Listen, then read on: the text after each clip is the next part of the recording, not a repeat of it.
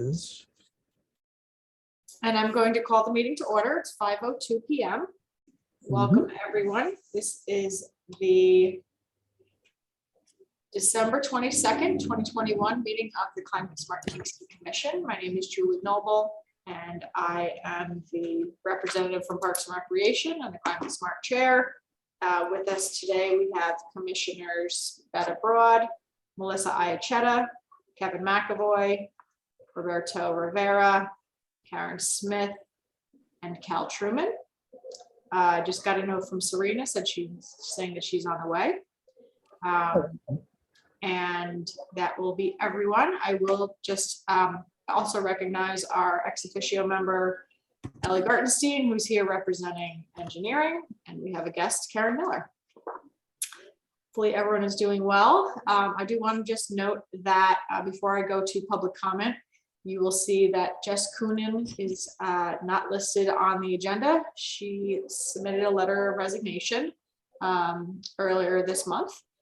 She is focusing her time on adaptation and doing other things. So she knows that she will continue to work with us in different capacities, but not on this commission.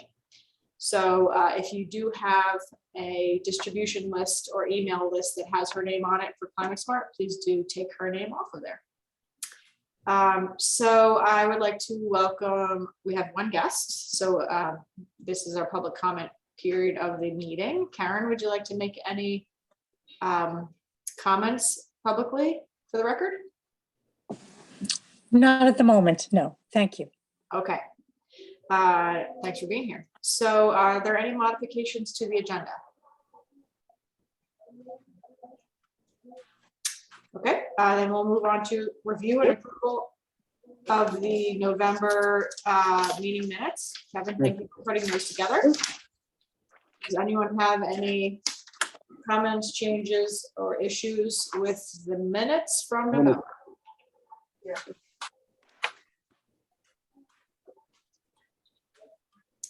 Hearing none, I need a motion to accept the minutes as presented. Karen? So moved. Can I get a second? Second. Okay, Roberto, all in favor? Aye. Okay. Betta, is that an aye or?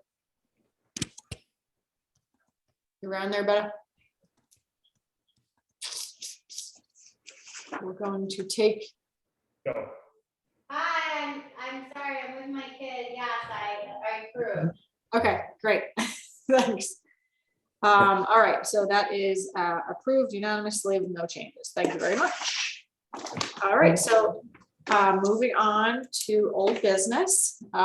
First, we have our climate action plan. I'll give you an update on that, and also as part of that agenda item, Ellie is going to give us an update on the greenhouse gas emissions inventory. She's actually going to present the final results of the greenhouse gas emissions inventory for this year, which goes along with our climate action plan work. So the climate action plan is done. It is done, complete, over. We have taken all public comments. We have incorporated those to the best of our ability. We have finalized the appendices, and it is complete. I received the final copy of it on Friday, and I will be posting that final version on the city's website, and I will circulate it to everyone.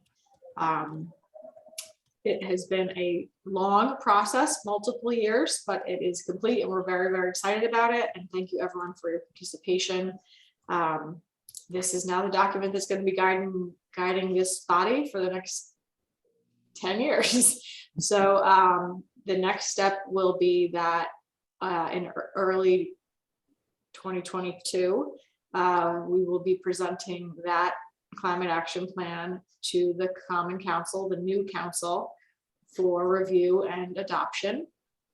And then, and in the meantime, I will be setting a meeting with the mayor to talk about what he wants the implementation to look like, broad strokes. And then based on that, I will come back to the table here to talk about what that looks like for Climate Smart and what the implementation plan will be for the climate action plan. But I plan to circulate that probably around the first of the year, because I'm not going to get to it today. And I hope everyone has a chance to look at it. So I'm very, very excited. All of our meetings with Cadmus are over. That process is over. It was a wonderful process. We thank you to CLP and everyone who was participating in it. So thank you, everyone. It is something for us to be proud of. And so as part of the work that we do with our climate action plan, we also are committed to updating our greenhouse gas emissions inventory every year. And so Ellie is responsible for doing that. And so I'm going to hand it over to Ellie, who probably wants me to have it up on my computer right now. So Yeah, can you share your screen? Because I don't have it on my laptop. Yeah, I should have done that before, so I need to get it. Talk amongst yourselves for a moment.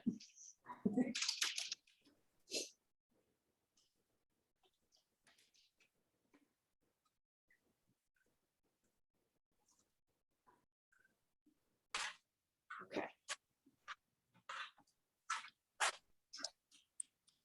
All right, here we go.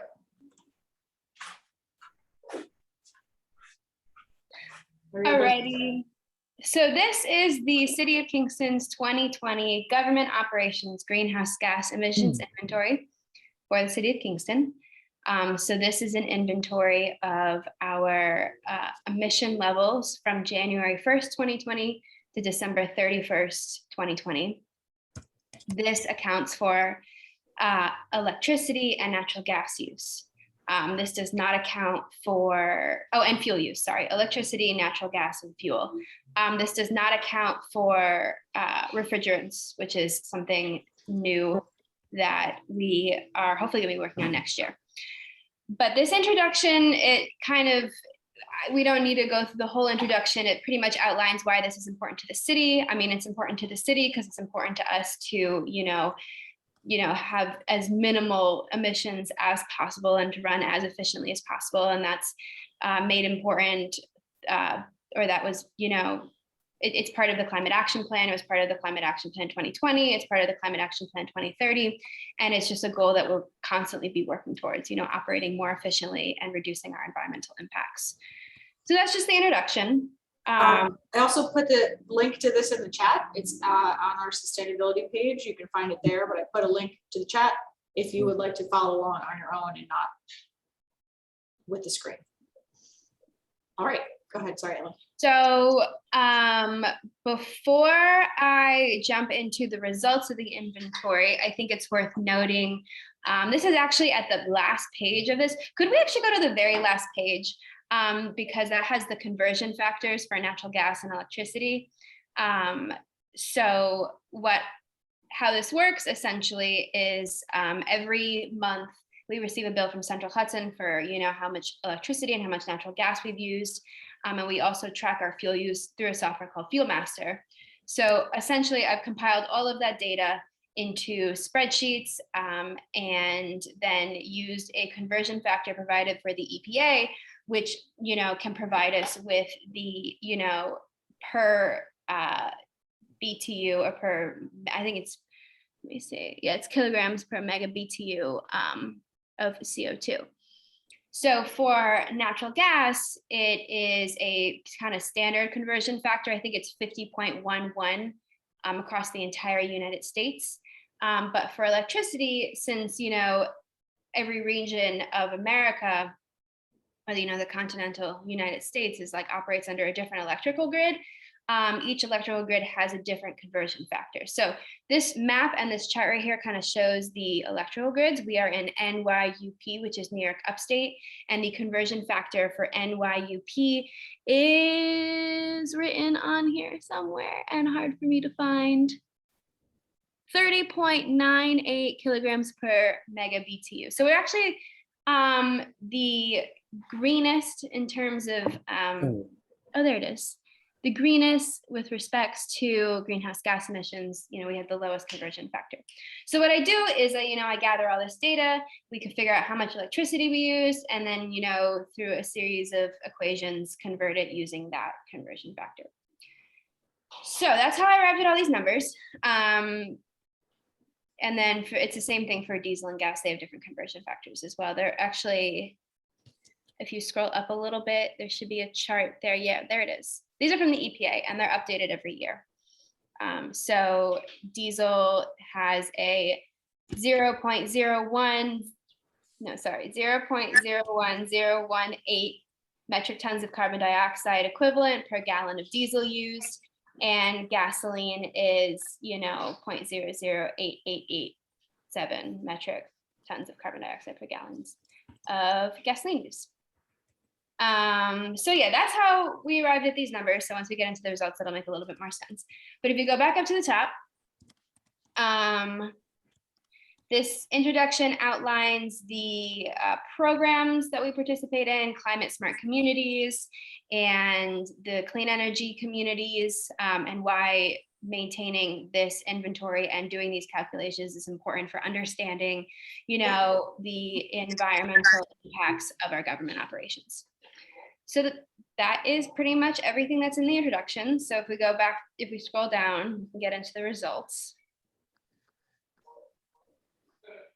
So first, we kind of go through energy use and fuel type.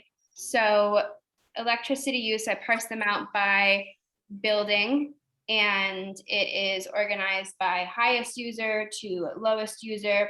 The dark blue bars are the 2020 values and the light blue bars are the 2019 values. And I wanted to put the 2019 values in alongside the 2020 values just to show the decrease. There's a pretty substantial decrease in two specific facilities, and that is the citywide streetlights and the Andy Murphy Neighborhood Center.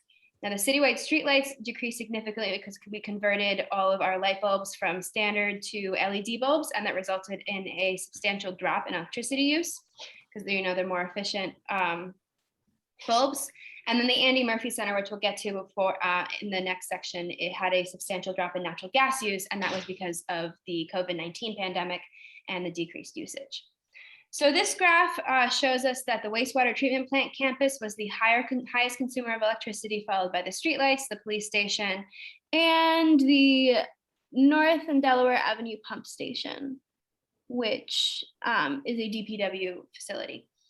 And this is just 20 of these facilities. There's a lot more, but those beyond the 20 that I presented in this graph have very minimal use, or not very minimal use compared to, say, the wastewater treatment plant. So that's our electricity use, our top 20 facilities, electricity use. Then we go down to natural gas, and you can see, again, the Andy Murphy Neighborhood Center, I think, is worth noting because it goes from a substantially high amount in 2019 to a visibly lower amount in 2020. And that's because the Andy Murphy Center is used as a community center. So nights and weekends, they had a lot of community events, sports, markets, stuff like that, senior programs, a lot of stuff that just didn't happen in 2020. And because of that, natural gas use was a lot lower. We didn't have to have the heat on as much. Other drops, you see there is a lesser but still significant drop in City Hall for similar reasons, decreased occupancy. And the remainder of them have slightly lowered usage of natural gas, but for the most part, other facilities didn't change as much as the Andy Murphy Center and City Hall did. So that's natural gas use. Again, the wastewater treatment plant is the highest user, or the wastewater treatment plant campus is the highest user, followed by the DPW Garage campus and the Andy Murphy Midtown Neighborhood Center.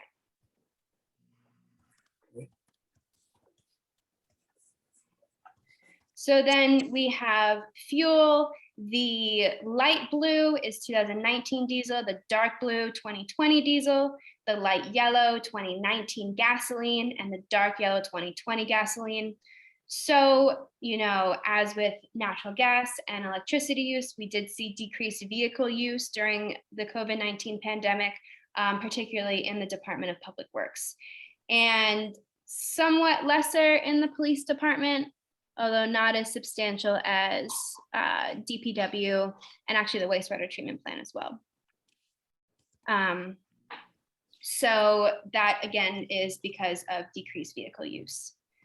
But the Department of Public Works, which operates the packers, the garbage trucks, they have the highest amount of diesel and gasoline use in the city. Oh, sorry, not gasoline, just diesel.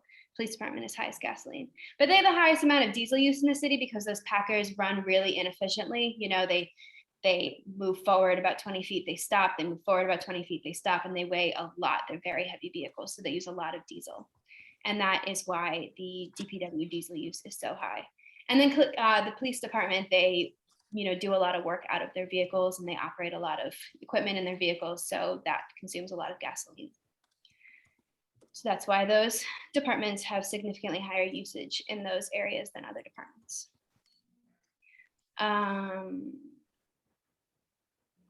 So now, after collecting all that data and using the conversion factors I talked about a couple minutes ago, we're able to turn it into greenhouse gas emissions. So the highest amount of, sorry, Cal, let me see what Cal said.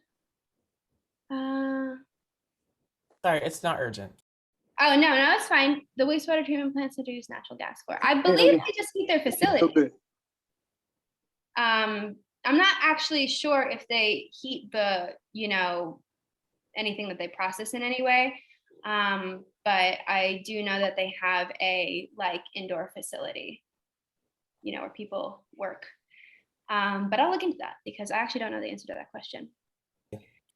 So this is 2020 greenhouse gas emissions. It took all that data, combined it, fit it into those equations, multiplied it, did all that stuff. And then it was shown that the highest, that the energy type responsible for the highest amount of greenhouse gas emissions was gasoline, followed by electricity, and then natural gas, and then diesel.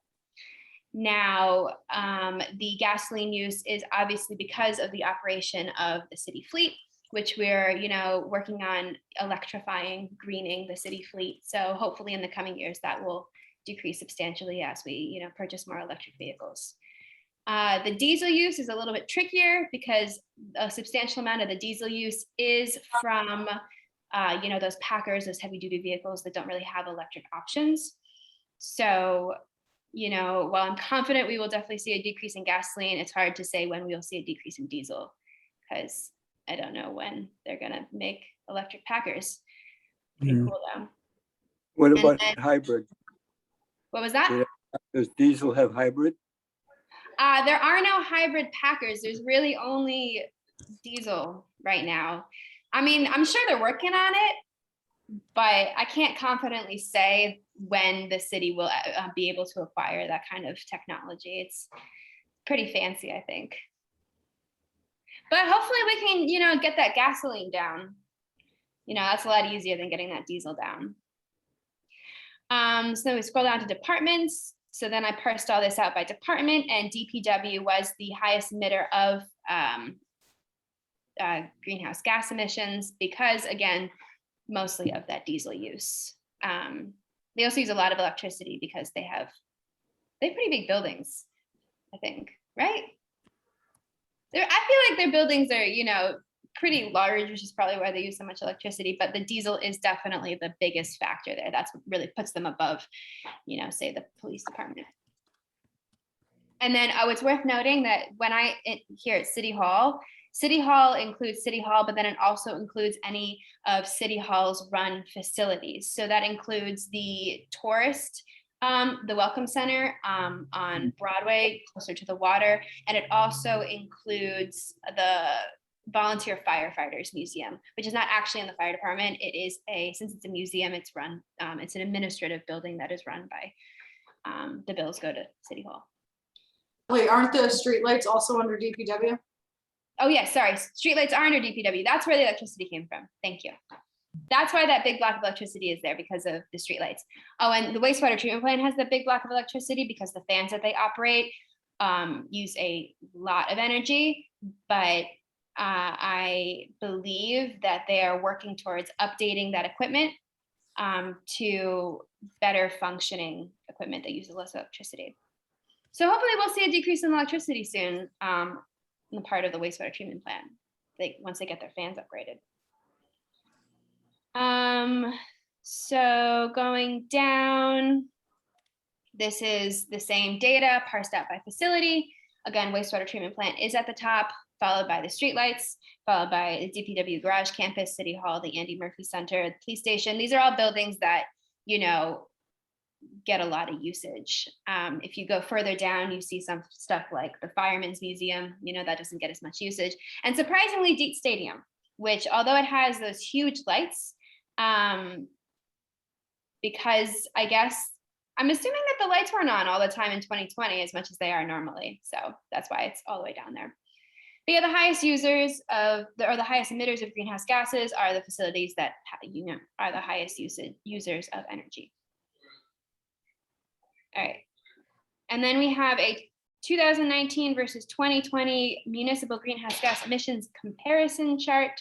It decreased, our emissions decreased by over 25%, which can be attributed to cutbacks and decreased building operation, but it is worth noting that between the 2019 and the 2020 greenhouse gas emissions inventory, City Bus was transferred over to UCAT.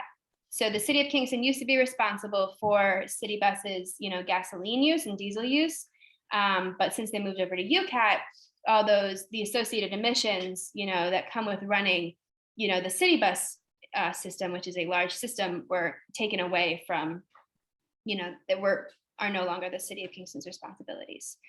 So that's another reason why we dropped by 25%. But that's not, it's not just cutbacks and, you know, the sale of City Bus. It's also, you know, the greening of our fleet and the greening of our streetlights and sustainability initiatives. So then we go down to conclusions, methodology. I talked about this before. We collect data in Portfolio Manager, which is a software run by the EPA, you know, that download that data into spreadsheets and, you know, go from there. These are conversion sources also from the EPA. Maps, these are from the EPA, these graphics. And then for conclusions, it is worth noting that the City of Kingston did see a 46.9% reduction in overall emissions since 2010. So, you know, 25% from between 2019 and 2020, but 46.9 between 2010 and 2020. So a lot of it is, can be attributed to sustainability initiatives.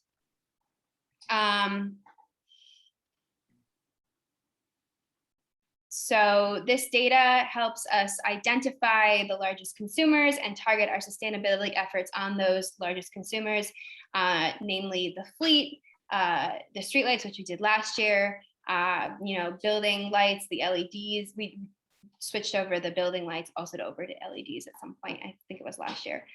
So by identifying these facilities as the highest emitters and the highest consumers of energy, you know, we can, you know, focus our efforts on greening them and reducing our overall impact. So it can be forecasted that we'll probably see slightly higher numbers in 2021 just because of, you know, re-upping, you know, we're using the Andy Murphy Center again, you know, people are using their vehicles again. So it's probably going to be slightly higher in 2021, but it will still be a lot better than the 2010 numbers. So that is our greenhouse gas emissions inventory. I believe you can find this on the City of Kingston sustainability page, correct? If you want to read through any of the text or take a closer look at the data. And yeah, I'll be working on another one of these shortly for the 2021 data. Great, thank you so much, Ellie. Does anyone have any questions for Ellie?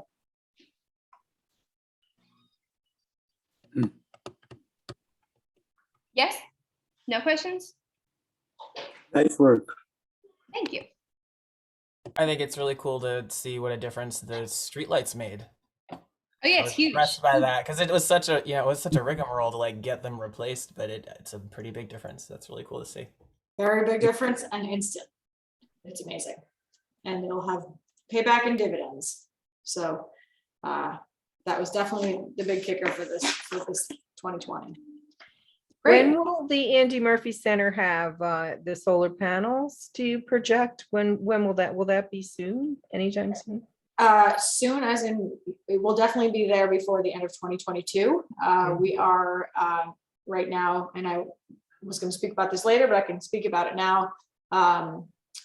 We are not in contract yet with the state. We are negotiating the contract. So we are waiting for that, or wading through that process right now with the state to get into contract for the grant. Once that happens, we'll be able to pretty rapidly go out with a request for proposals.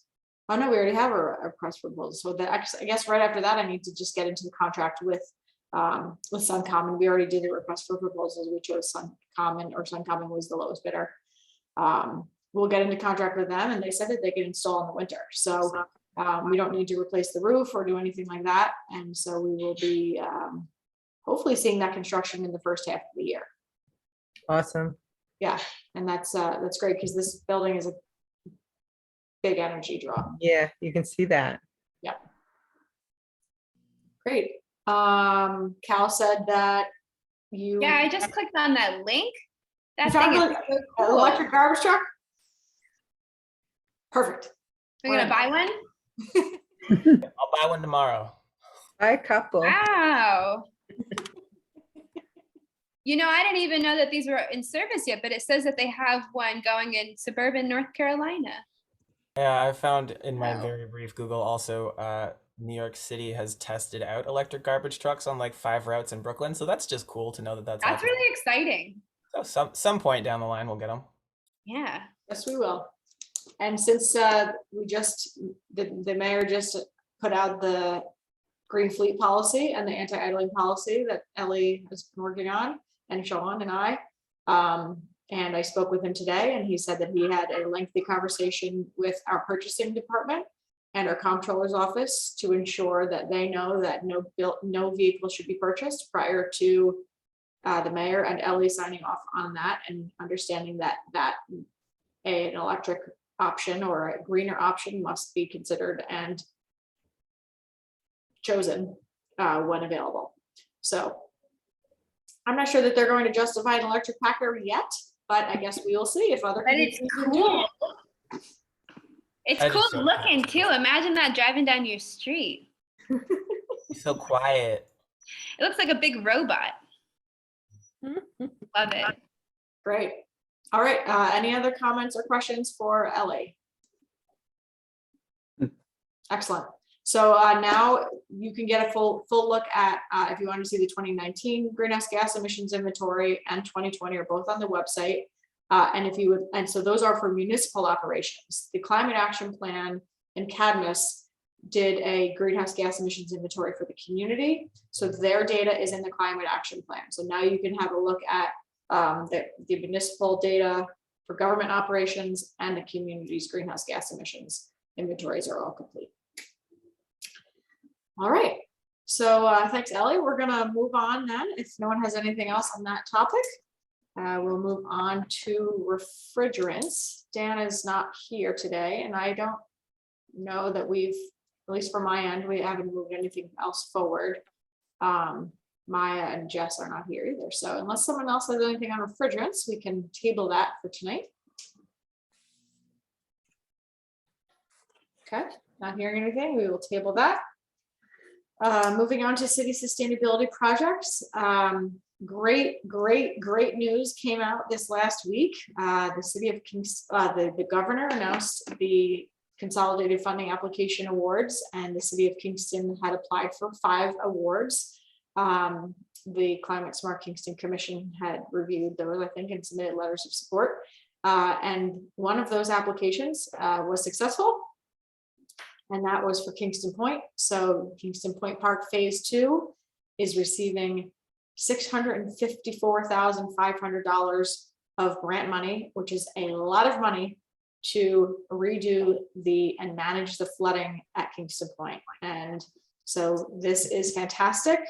Phase 2 needed to happen one way or another, whether we got the funding or not. And the fact that we are now going to have $750,000 to manage the flooding and also increase access while embracing and facilitating a new and established wetland is very, very exciting for us. So I'm thrilled that the state recognized that.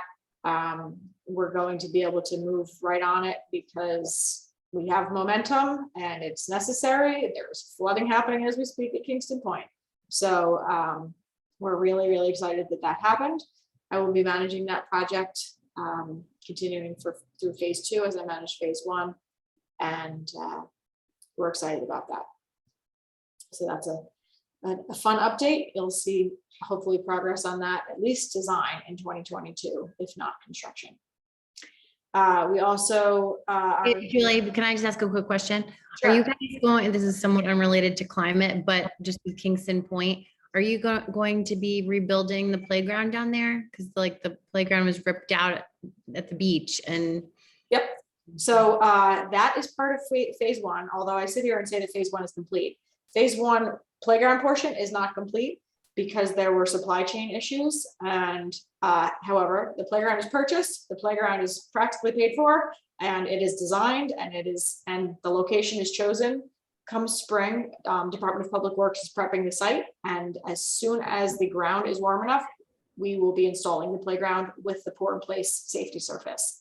So we're super excited about that. The playground is going between the soccer field and the maintenance building, so kind of closer to the pavilion. It will be far more exciting than the previous playground. So yes, that is still happening. It's already committed. It's already been purchased. So that is happening in the spring as soon as it gets warm enough. Cool. That's exciting. Yep, super exciting. So the other 2 big projects that are going to be moving forward on sustainability projects, or 2 of them, 2 of the grant projects in 2022 are the community preservation plan and the kayak dock on the Rondout. I am in contract negotiations right now for those with the state. So this time of year, once these awards are announced, the end of the year tends to be contract execution. So we are working through the details of that. The community preservation plan is going to advance pretty rapidly in the beginning of the year. The kayak dock, on the other hand, might not happen in 2022 at all, because that installation of a brand new, accessible and adaptive kayak dock on the Rondout can't happen until the Word Street Bridge construction is complete. So it's being installed in the same location where the other one was, which is right under the Word Street Bridge down in TR Gallo Park. And we don't have access to that till the construction is done. So 2022 will certainly be design and procurement, but the actual installation can't happen until all of that is gone. So I have no control over how fast they move forward on the Word Street project. So I am at the liberty of the progress of that project.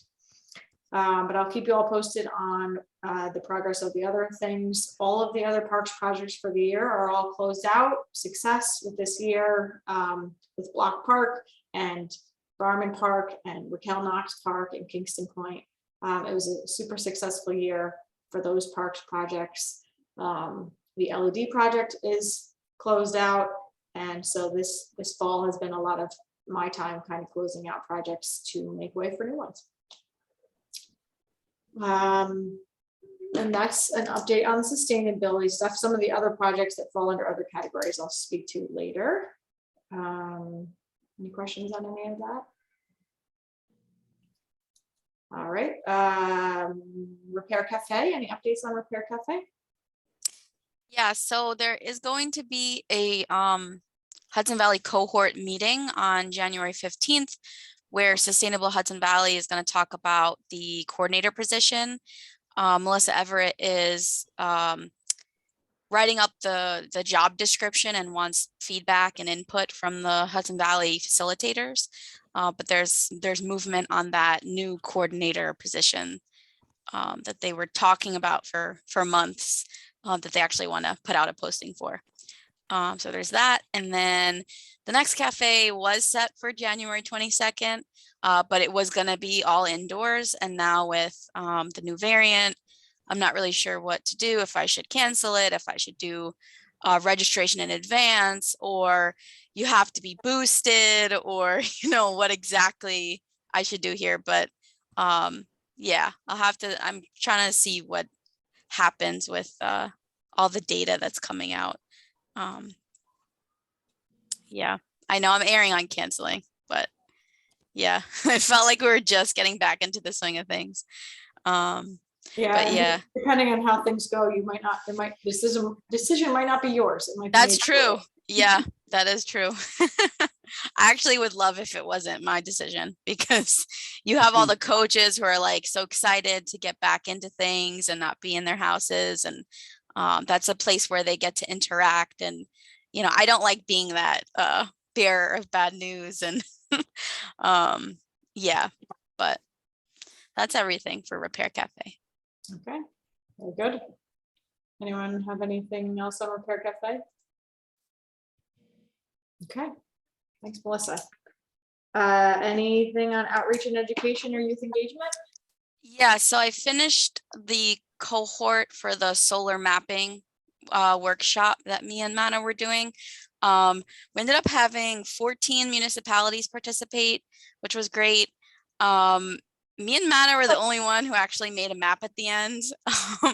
And I think we've realized the tool is not as user-friendly, especially if you don't have a mapping background. And actually, a lot of people were contacting me with simple things like, how do I zoom in and out? How do I navigate to my town? So I think it was really beneficial for Scenic Hudson to get all that feedback and people actually using it. And they're going to not go back to the drawing board, but they took the notes seriously, and they want to even look at redoing some of the tool. And they also want to continue the cohort. So there's likely going to be a spring situation. We're supposed to meet up and review how it went and the feedback we got, and then make a plan. I didn't finish a Kingston map, I would say, because so many people were contacting me and I was facilitating and co-hosting. But I do want to talk to you, Julie, like offline, and touch base and look at the map a little more. Great. But yeah. Perfect. And then 14 communities, that's great. Yes, there was like Ossining, Cortland, all over. Kind of cool. The other education thing. So Melissa Everett initially sent me an email, and I thought she was talking about Repair Cafe and wanting to connect about that. But she just actually sent me an email asking about Kingston's appetite or interest in further work on the 100% renewable energy strategy it created a couple of years ago with Cadmus. I don't feel comfortable speaking about that with her. I thought she was talking about Repair Cafe, and I was going to talk to her about Repair Cafe. But she did come to the last cohort meeting, and she asked, because she's making another cohort in early 2022 with a few towns who want to develop 100% renewable energy action strategy modeled on Marbletown's action strategy. So I'm thinking she's trying to see if Kingston wants to be a part of that. But I have no background on what was done with Cadmus or what she's talking about per se. Okay. Do you want to just direct her towards me? Yes, I'm going to do that. Okay. Perfect. And that's all I have. Awesome. Yeah, it'd be great if we can use our plan as a model for other communities. Yeah. Good. Okay. So let me know when you want to chat about solar mapping. Okay, sounds good. Okay. Anyone else have anything on outreach and education or youth engagement? Yeah, real quick. Did anyone get to give any thought to like the trifold or a different like handout type promotional material from what I shared last meeting? I really should have sent a reminder is what I should have done. I can send it out for people to look at, and maybe we can check in about it in January. I don't have a lot of time to work on it right now anyway, so that's fine. Okay. Sorry, I didn't get a chance to take a look. Saying there's a lot going on is an enormous understatement, so do not worry. I guess the only other thing I'll mention is, with education and outreach, if anybody has like a community group or, you know, some kind of affiliation, that would be interested in our Green the Grid, Electrify Everything presentation, that New Yorkers for Clean Power has been working on. Cal specifically, has done a fantastic job, at really polishing, this presentation and creating a toolkit for our fellows. And they're at the ready to, actually our whole team is like committed to giving, you know, a handful of these, in the next few months. So putting a link in the chat, I dare you to fill it out, commit to a group you know, you work with. You know, it really could be anyone. It could be a group of, you know, seniors, it could be a, you know, youth group, it could be the Rotary Club, which I think we've already reached out to, but, you know, any organization, you know, and of course, you know, at this point, these are all happening remotely, so it doesn't just have to be in Kingston, it could be some other part of the state.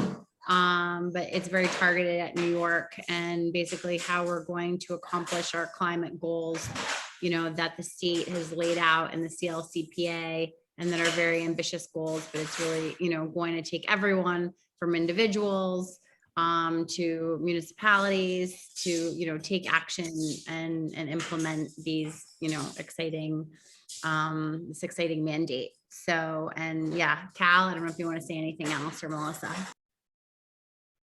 Just real quick, I gave this presentation to some high schoolers and it went awesome. So really any group that has an interest in what the state's doing, especially if you got young people you're connected to who are anxious about the climate, what I have found is that this particular information helps show that there's a plan, and that is a really helpful thing if you're, you know, a young person who's freaking out, because it doesn't seem like anyone's doing anything, which is really easy to have it look like because of the pace of like some of these changes. So I would encourage you, if there's a group, a youth group, or if you have, you know, kids or other associated young folks who could use this information and are feeling stressed out, let us know. Fill out the thing. I personally would be happy to talk to them. I love talking to teenagers. That's great. What were you, did you go into the high school? It wasn't Kingston. I actually was in Westchester. There was a school doing a sustainability summit, and so we were just one of many presenters. So I went in person for the only time of the whole year, because this was a couple months ago. And it was really cool. I gave the same presentation twice, shortened it, simplified it a little bit, but there were a lot of really good questions. So I'd love to go into the high school here. I think I have to be invited. It's like being a vampire. And it's, you know, the presentation is like, you know, I think it is very proactive, and in that sense, it's empowering, and it's about, you know, what we can do and what we, you know, and giving people tools to take action, right? As advocates, as consumers, like, and we're working on other like handouts for young people too, so they can, you know, nudge their parents. But yeah, hopefully it is something that is uplifting, as opposed to a lot of like climate education that tends to be a little bit like doom and gloom. You know, we're trying to show people that we still have the, you know, the time and the, you know, power to change things and make a real difference. It's awesome. All right, well, so there's a link in the chat folks should go to and go from there, right? Okay, great. Anything else on outreach and education? All right, any update on the Green Business Challenge or Green Jobs? Actually, I do have news. Finally, I think it's been like 2 years. But I finally have news. The county hired Mike Darcy, who some of you may remember. Mike served on the commission many moons ago when he was at RUPCO. And he's now, I forget what his title is, but he's, doing the environmental, sustainability stuff. Amanda Laval is now like the director of operations or something at the county. And he's working to basically reinvigorate the Green Business Challenge and get it going again. And so I had a meeting with him and Nick, who also I think was on the commission at one point, and Nick Fazda, and they are moving full steam ahead. Probably won't be like relaunched until the spring, but it's a positive thing that at least they are putting, staff time and resources and planning to have it be, very much part of their Green New Deal, for Ulster County agenda. And the official launch will be, I guess, in a few months. So it's happening. It's happening, and who knew it would be happening with Mike Darcy? I know. A blast from the past. Totally. That's great. That's fantastic. So hopefully I'm sure we will have a tight connection with them to help to support the county and whatever they're doing and collaborate as much as possible. Absolutely. Great. Anything else on Green Business Challenge or Green Jobs? Okay, Kevin, do you have updates on zoning? No, not really. I mean, I think Dover Coal is just sort of digesting all the information that were provided in November. The only thing that they did do, and this was in November, so it's 6 weeks old already, was that they had, at the November 10th session, they released a synthesis map, which they have been working on throughout the charrette week. And it shows areas that would sort of align with the open space plan, neighborhoods to be preserved, like Pankaki and Rondout and much of Midtown. And then there was some, I'm having a little bit of difficulty trying to read it as to where they're proposing for affordable housing, but it looks like the Broadway corridor and areas adjoining that area. This map, I mean, I can share it with everybody, but I think it's really a work in progress, and kind of premature to say this is where they're actually going, but it'll provide a clue as to where they're going. I would expect we'll hear from them very shortly after the new year. Okay, thanks for keeping us up to date on that. Anyone else have anything that they want to speak about with zoning? Right. Renewable energy, CCA, and solarize. I will just say that my plan is come the first of the year, come the third of the year, I plan to move full force into the CCA process. I've had to use this last couple of months to really close a lot of things out in order to make more room on my plate. And so there will be room starting January 3rd. And so I'm very excited to be moving that forward, which will start with an RFP. And so that's where we are with CCA. That will be in full swing in 2022, throughout 2022. Solarize, I don't know if we have any updates on Solarize. Ellie, do you? I have no new information about Solarize, but from what I understand is going on with the county, they're closing out their Solarize program on December 31st and are going to provide, I guess, final numbers after them. I think that's the case, but I cannot confirm. But I don't have any updates for Kingston. So they did decide to put an end to it. Yeah, I believe they said December 31st, but I don't want to say that it's definitely the case. Okay. That's Once what we I have- Hmm? I was just gonna say, once we have our final numbers, I'd like to put out some kind of press about it. Okay, I think it's like 40 something, Okay. but I will get in contact with them after the new year. Okay, great. Any other renewable energy related things that anyone wants to report on?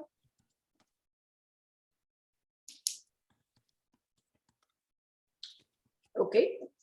Clean energy communities, that's the solar on the Andy Murphy Neighborhood Center project that I had been mentioning before. So I gave an update on that already. That is going to be very exciting for us in 2022. I will say we are also working through some challenges related to details of the stretch code.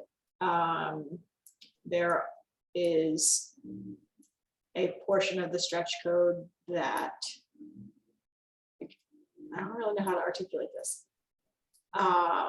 You want me to? Sure.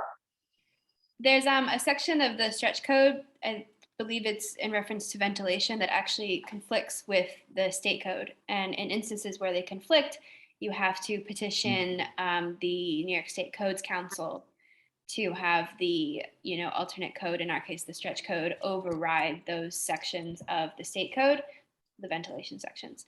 So we kind of worked on a petition earlier in May, and it was just a little bit confusing, and there was never really any like clarification or closure related to this, but we're trying to figure it out now. But ideally, we will have the stretch code be applicable in those instances and not the state code, but we just need to get approval from the Codes Commission first. Exactly what I was going to say. Very well articulated. Thank you. Okay, so that's where we are with clean energy communities. And at this point, we're not necessarily working on any more clean energy communities actions besides CCA, because we've done most of them. If we were to, it may be a clean heating and cooling campaign, or things related to actions in the climate action plan, but really CCA is the next thing that we're working on. Should we, or when we complete CCA, we will surpass other communities in the state on our clean energy communities ranking, but we are thrilled with how much we've done so far. And so if you want to see our scorecard, go to the Clean Energy Communities webpage, and we're right up there due to lots of great work by lots of people. All right, anything else on clean energy communities? All right, then we'll move on to solid waste management. This is the part of the meeting when I always say the organics diversion plan is still underway. The organics diversion plan is still underway. I was originally told that it would be done by the end of 2021. We are now looking at February. I know that this seems like a broken record, and I know that it seems like it's going on forever, but I want to assure everyone that Hudson Valley Regional Council and Ellie and I meet twice a week. We work hours and hours and hours on this organics plan. It is going to be an organics plan beyond anyone's belief that you've ever imagined. But the three of us are very detailed oriented, and we want this to be a data-driven process, not simply us sitting here with our opinion and saying, yes, we should be collecting organics. We want the proof to be in the pudding, and it is going to be. So that has taken some time, but we are working diligently, and I want everyone to be aware of that and understand that that's happening. So that being said, there's going to be at least one more meeting where I say we're still working on the organics diversion plan, which will be the January meeting. Hopefully by the February meeting, I will say, guess what? The draft is available, but I'll keep everyone posted. I guess that's it for solid waste, unless anyone else has other solid waste related things we would like to chat about. This is the time of year for sure that a lot of solid waste is generated. So hopefully everyone is being mindful of reducing as much as possible and recycling and diverting as much as possible. Certainly in the next coming through the last month and moving on through the rest of this month. Okay, the New York State Equitable Building Electrification Letter and Petition. Betta brought this forward to us several months ago. We signed on, the Climate Smart Commission signed on to it. I want to let you know that subsequent to that, Melissa brought forward the suggestion that the mayor sign on to it. He thus signed on to it as a municipality, and also is in, if it hasn't been released already, is working with Jen Metzger to put out a press release about this letter and petition, and he is being quoted in that letter or in that press release. He's been asked for a quote. So Melissa or Betta, did you want to weigh in on this at all, or give us an update, or maybe say something that I missed? No.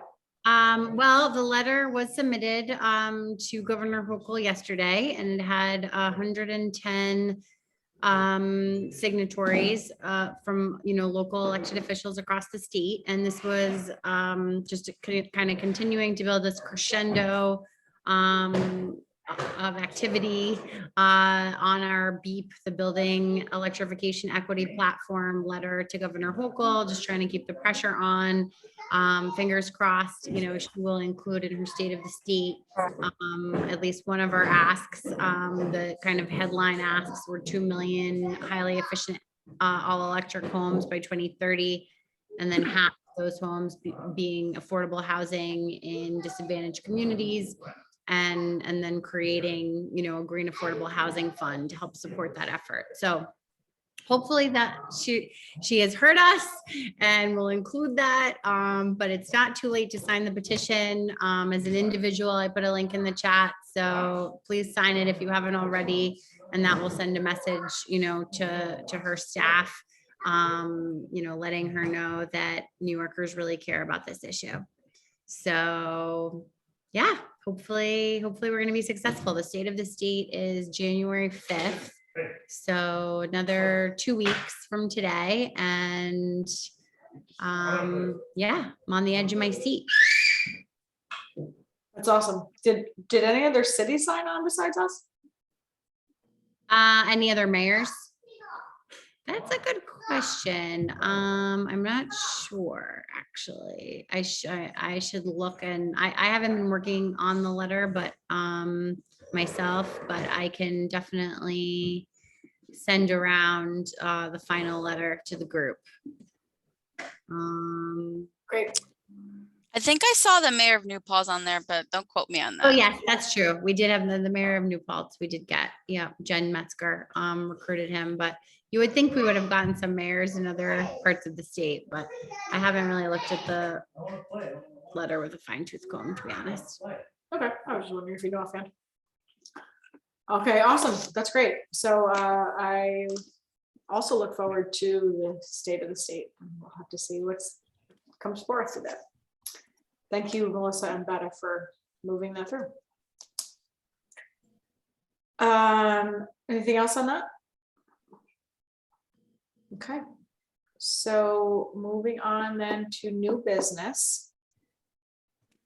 The Climate Smart Kingston Commission, along with a number of other interested agencies or other organizations, was listed as an interested agency on the through the secret process of the designation of the City of Kingston Planning Board as lead agency for the Ulster County Housing Development Corporation and Golden Hill Development. So what that means, and I did circulate all of this, hopefully people get a chance to look at it. The planning board has received preliminary plans and the Part 1 full environmental assessment form for Penrose New York Developer LLC, which is the applicant, to construct an intergenerational, affordable, mixed income 160 unit housing community up on Golden Hill Drive.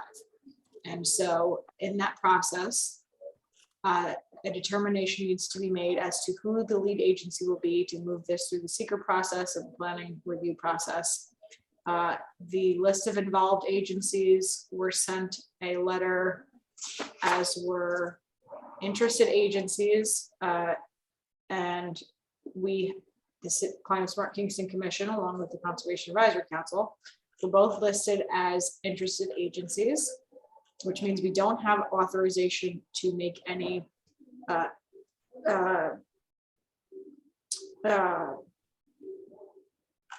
there's no decision-making that needs to be made by our organization, but we are an interested party and that will probably weigh in on it,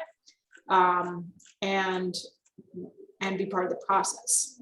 In that, and that being said, as an interested agency, all interested agencies have to respond to a request for determination of lead agency, which means we as Climate Smart need to formally either say, yes, we consent that the City of Kingston Planning Board be declared lead agency for the purpose of the environmental review of this project, or we do not consent to the planning board being designated as lead agency, and instead we wish that some other organization serve as lead agency, and we would need to suggest an alternate organization.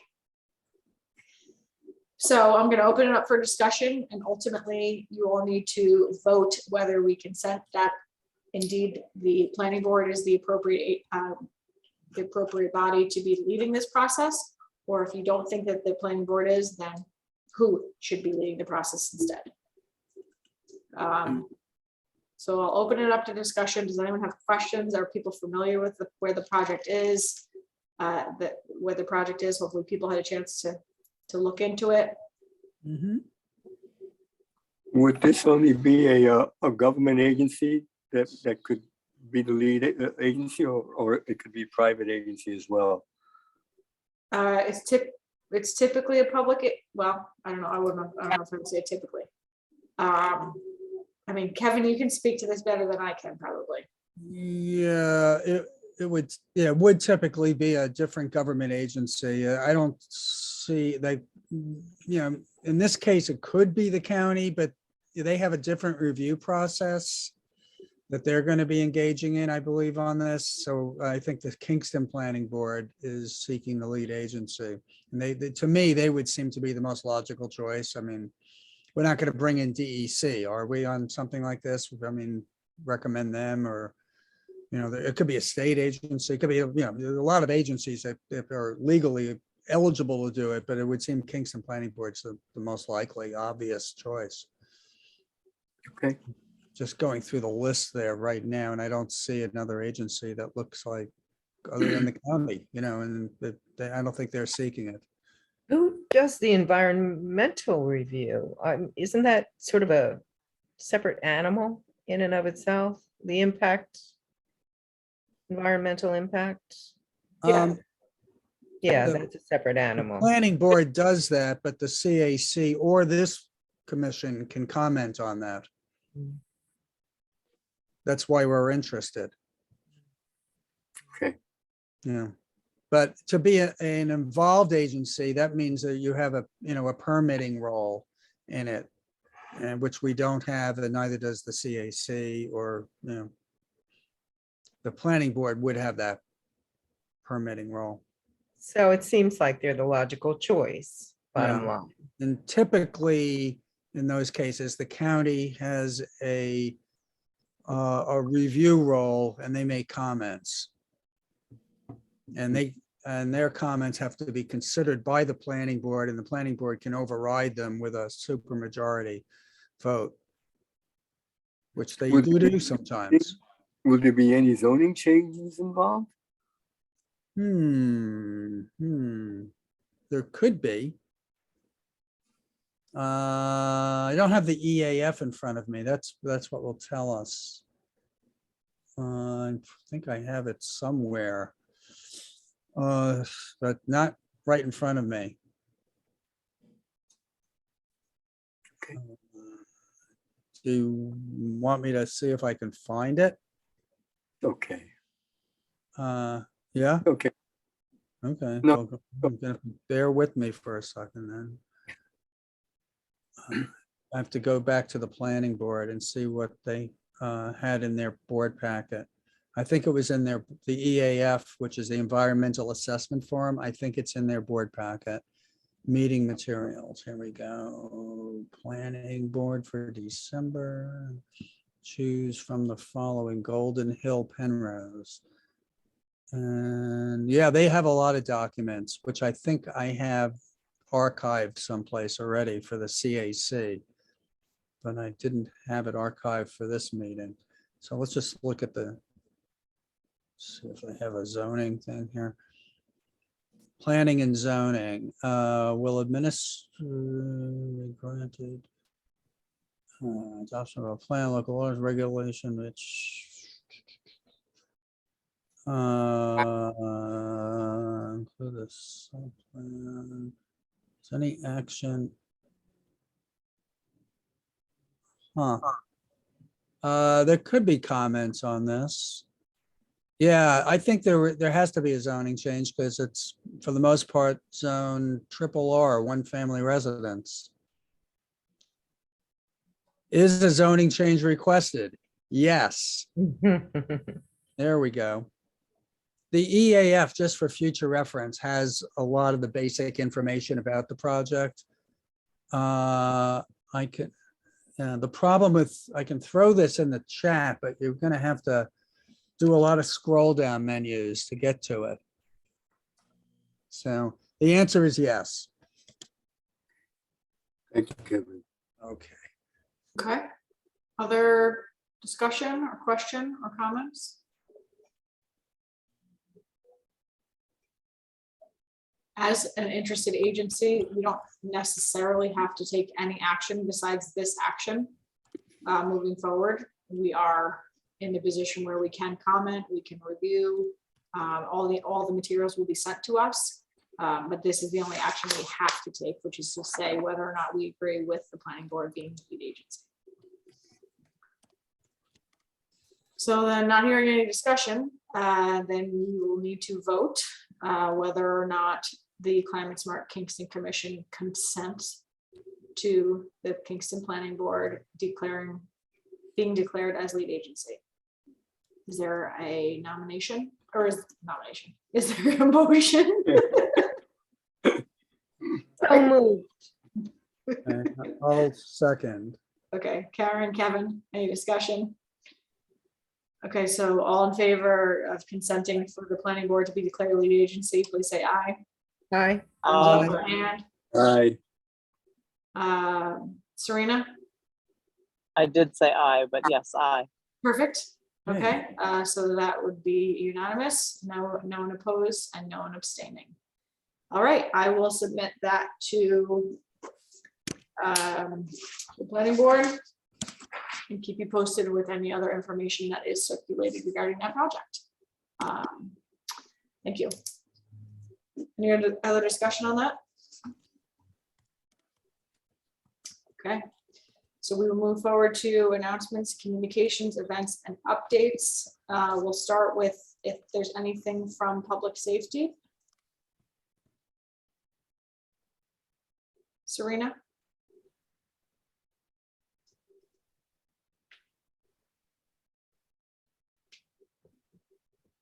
Public safety from last month. Last month or last night? I wasn't, I thought we talked about this and you were going to get me sent the invite to be and get me back on the agenda, but I didn't never see anything. And Yeah, then I think I got cut off at the end of the meeting, so I thought maybe Kevin had picked that up, so I apologize. I dropped the ball on that. I do remember you saying that we needed to get back on the agenda, but I didn't see anything from those guys. And I thought, I assume that their meeting is after our meeting. I usually just jump off of this and jump onto that. Sorry about that. yeah, I think I connected Tony. Did I connect Tony with you guys? I think that I have emailed with him.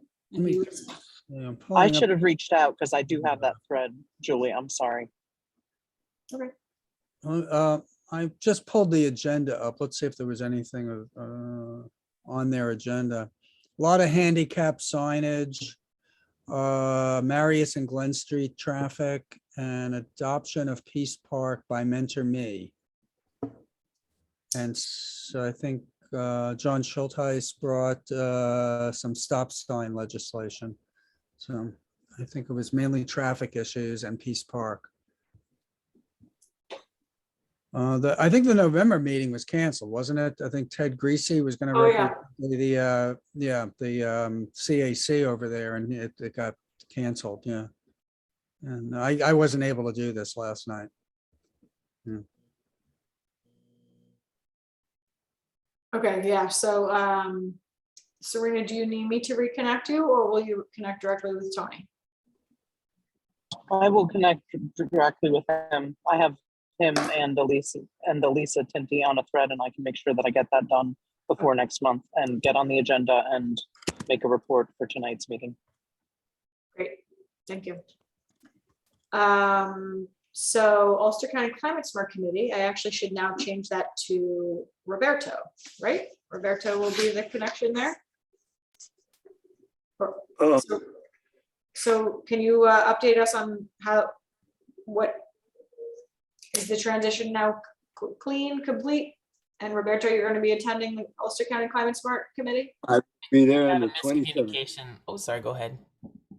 I'm sorry, go ahead. Ken. Sorry, we had a miscommunication last month. So I was still attended for Kingston, and that was fine. And I shared about what we've been up to in the previous month, but I can't find my notes that I took from the meeting, and they haven't sent out minutes. So I'm sorry, I don't have an update today.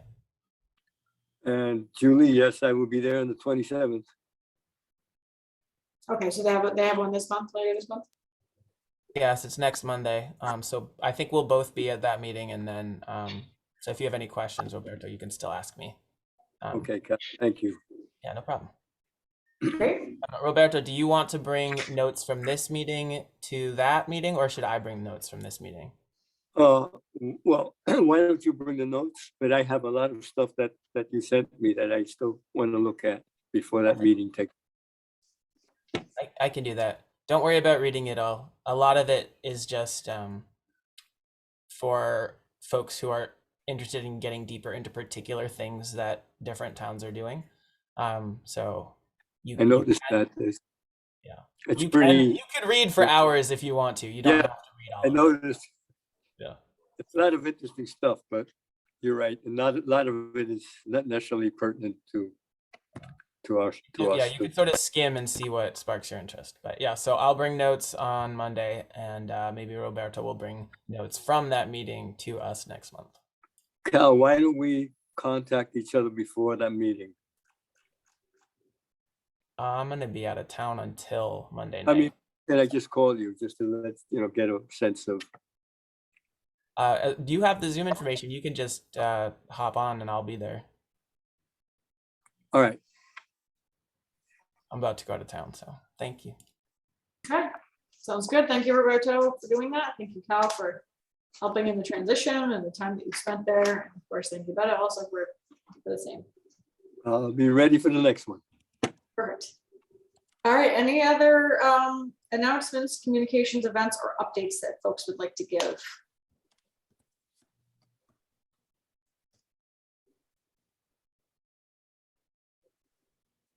All right.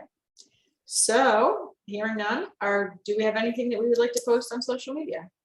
Can we do a quick screenshot? If you don't want to be on video, you can take your video off just of this meeting, so I could post a little like happy holidays thing from Climate Smart Kingston.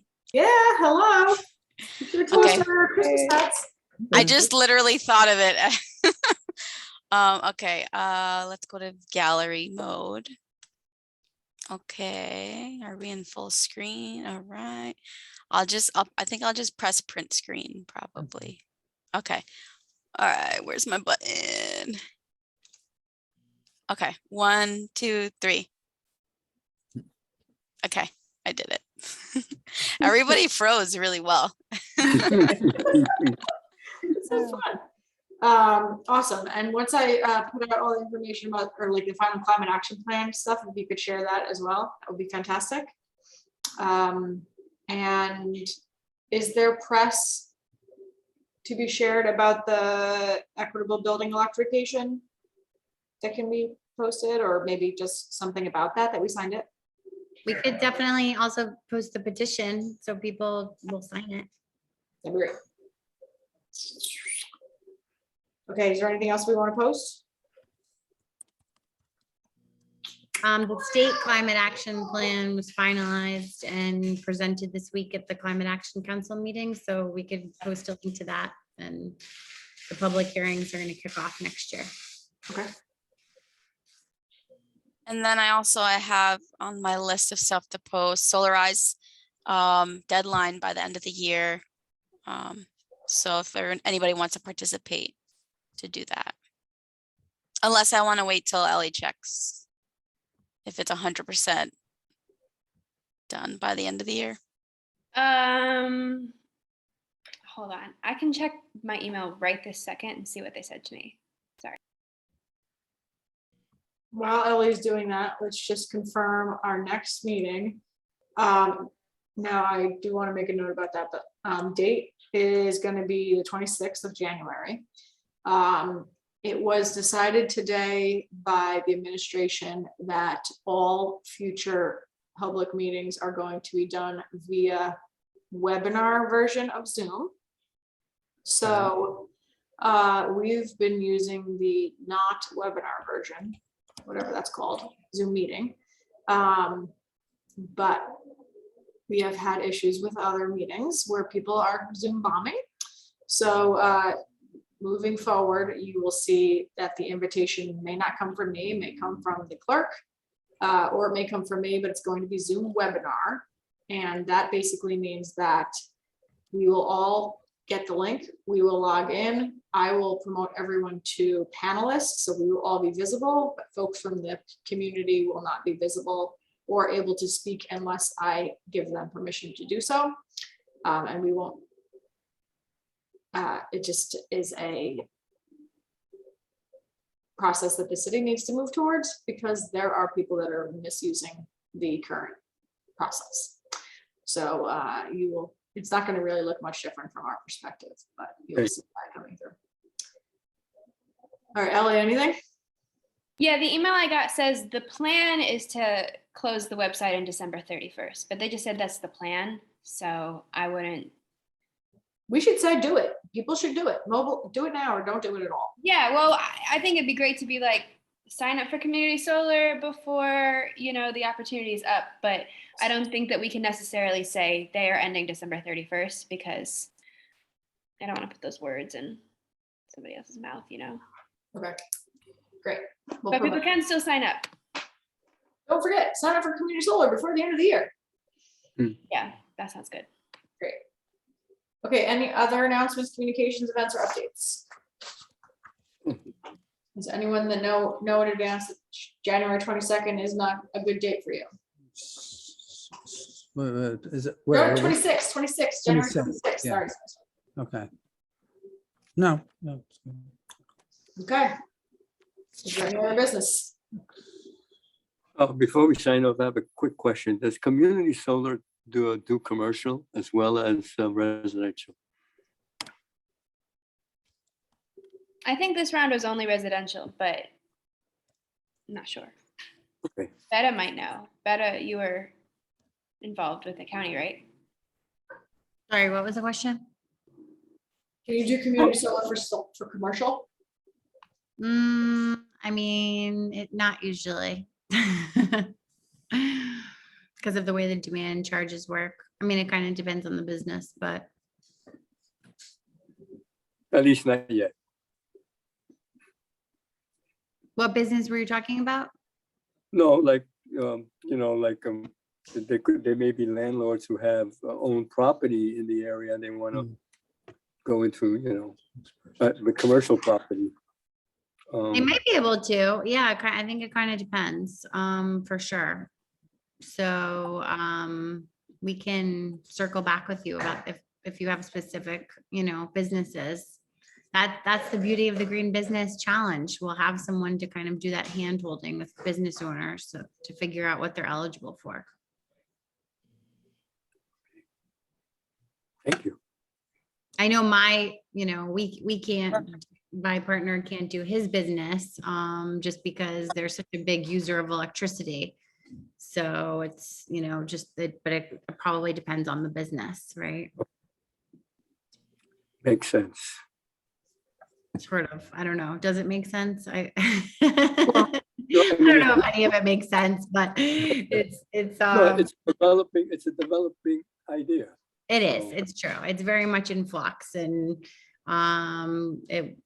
case by case basis, I think. Okay.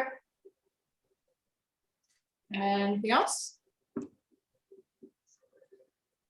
Then before we adjourn, I hope that everyone has an enjoyable transition to the new year. I hope that your holidays are bright and cheerful with your families and friends, and that you are safe, and we see you all in 2022. Thank you everyone for a super successful 2021. It has been a pleasure working with all of you. And with that, we need a motion to adjourn. Motion?